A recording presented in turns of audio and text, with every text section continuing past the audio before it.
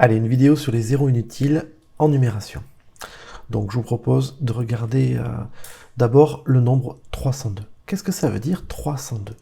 Ben en fait, en français, ça s'écrit 302.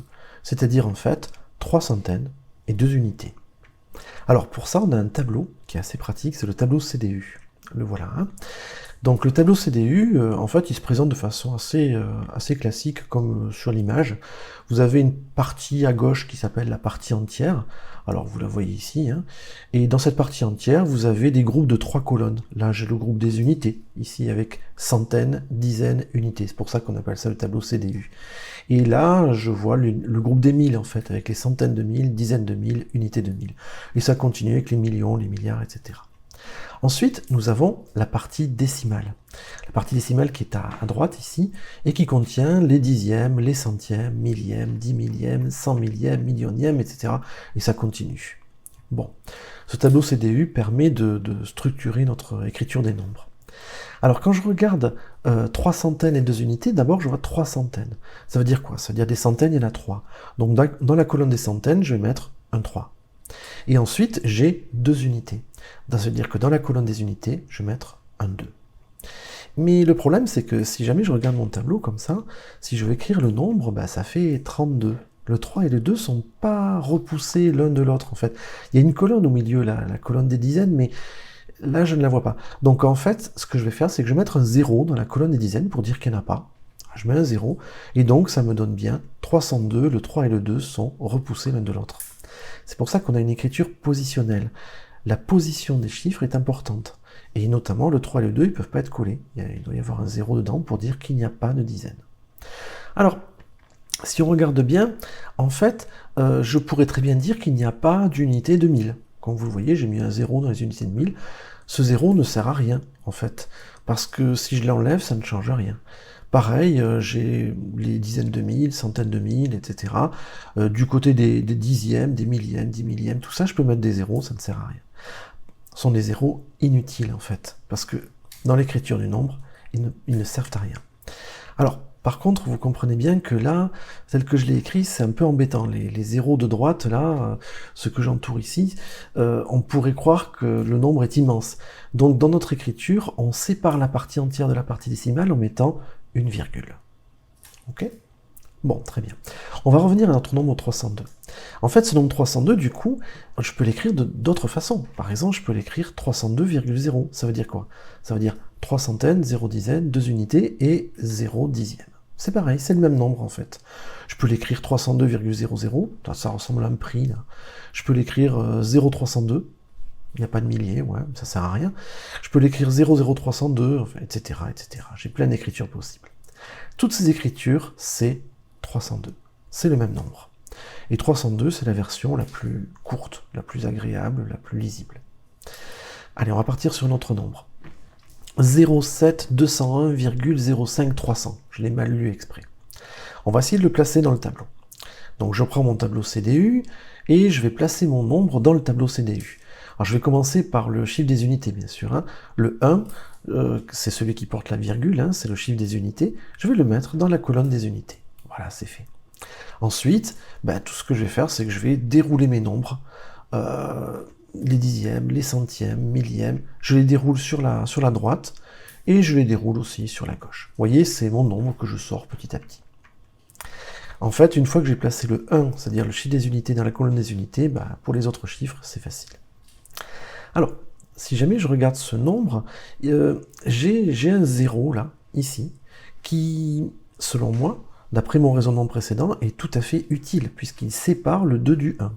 Ce 0, je ne pourrai jamais m'en débarrasser. De la même manière, en fait, ce 0 que j'entoure ici, hein, qui est en vert, sépare le 1 du 5. Je ne pourrai jamais m'en débarrasser. Ces zéros-là sont utiles. Par contre, ce 0-là, hein, le 0 qui est bleu ici, en fait, il sert à quoi? Il sert à dire qu'il n'y a pas de dizaines de mille, il ne repousse rien qui arriverait vers la gauche. Donc ce 0, je peux tout à fait le barrer, il n'y a pas de problème, il ne sert à rien. Et de la même manière, les deux zéros qui sont à droite, là, ne servent à rien, ils servent à dire qu'il n'y a pas de 10 millièmes, pas de 100 millièmes, et ils ne repoussent rien du tout. Bon, si je les enlève, ça ne changera rien, je peux les barrer. Donc finalement, mon nombre, c'est 7201,053. Cette notion de virgule, elle est vraiment là en mathématiques, mais dans la vie courante, on n'utilise pas souvent une virgule, hein, regardez. Si jamais je mets ça, 1,83 m, M, ça remplace la virgule, c'est l'unité. 1,83 m. On écrit rarement 1,83 m, on écrit 1,83 m. Et c'est une bonne écriture, hein, ça marche très bien. De la même manière, 38 degrés 4. Ça fait 38,4 degrés. La séparation entre la partie décimale et la partie entière se fait grâce au symbole des unités. 22,30 €, 4,5 kg, tout ça c'est pareil. Allez, on fait un autre exemple avec ce nombre-là, 0,00,35. On va le placer dans le tableau. Pour ça, je vais prendre le chiffre des unités. Alors le chiffre des unités, c'est le 0 qui porte la virgule, bien sûr. Hein. Donc c'est ce 0 que j'envoie en bas. Ok? Donc ce 0, il vient dans le chiffre des unités. Et je vais dérouler mon nombre sur les côtés. Donc j'y vais, je déroule mon nombre sur les côtés. Donc à gauche aussi, voilà, c'est fait. Si jamais je regarde les zéros qui sont là, ces 5 zéros qui sont là, je pourrais me dire qu'ils ne sont pas utiles en fait, parce qu'ils sont à gauche et ils ne repoussent rien. C'est vrai qu'il n'y a rien sur la gauche qui arrive. En fait, si, ils sont utiles. Ils sont utiles à cause, excusez-moi, à cause de ce zéro-là. Ce zéro-là, en fait, c'est chez des unités, il porte la virgule. Si jamais je le supprime, la virgule elle tombe, il n'y a plus de virgule, et du coup je me retrouve avec le nombre 35, qui n'est pas du tout celui qu'on veut. Donc ce zéro, je ne peux pas le supprimer. Et donc finalement, les deux seuls zéros que je peux supprimer, ce sont ces deux-là, pas celui qui porte la virgule. Je peux les barrer. Ainsi, les deux zéros qui sont au centre, que j'indique avec la souris là, ils permettent de séparer celui qui porte la virgule du 3 et du 5, et donc ils sont utiles aussi. Finalement, mon nombre, c'est 0,0035. Ok. Alors, ce que je vous propose, c'est de recommencer avec un autre exemple, voilà, avec ces nombres-là, 0,07, etc., vous les voyez à l'écran. Mais on va utiliser la calculatrice cette fois, parce que ça permettra de faire des exercices que vous pourrez corriger tout seul. Alors, là j'ai ma calculatrice ici, calculatrice collège, et ce que je vais faire, c'est que je vais taper mon nombre directement, vous voyez, 0,07. Et je vais faire Entrée. Je vois que la calculatrice, automatiquement, elle enlève les deux zéros, elle affiche 7 à la place. Autrement dit, mon nombre, en fait, c'était 7. Et ça correspond tout à fait à ce qu'on avait vu tout à l'heure, hein. Ces deux zéros étaient bel et bien inutiles. Allez, on fait un autre. Le suivant, 508,960. Je fais Entrée, et la calculatrice automatiquement a supprimé le dernier zéro et pas les autres. Elle a bien fait le travail. Donc, je vois que ce zéro-là, je pouvais le supprimer, et le zéro de droite, alors que les autres, je ne pouvais pas. Allez, j'en fais un autre. 2300. Normalement, elle ne devrait rien supprimer. Je fais Entrée. Ouais, c'est bon, elle n'a rien supprimé. Donc, 2300 était déjà simplifié. Allez, petit dernier, 00,05700. Il n'est pas évident celui-là. Je fais Entrée. 0,057. Elle applique bien la règle qu'on a vue avant. Hein. Le 0 qui porte la virgule n'a pas été supprimé. Les zéros qui sont à droite ont été supprimés.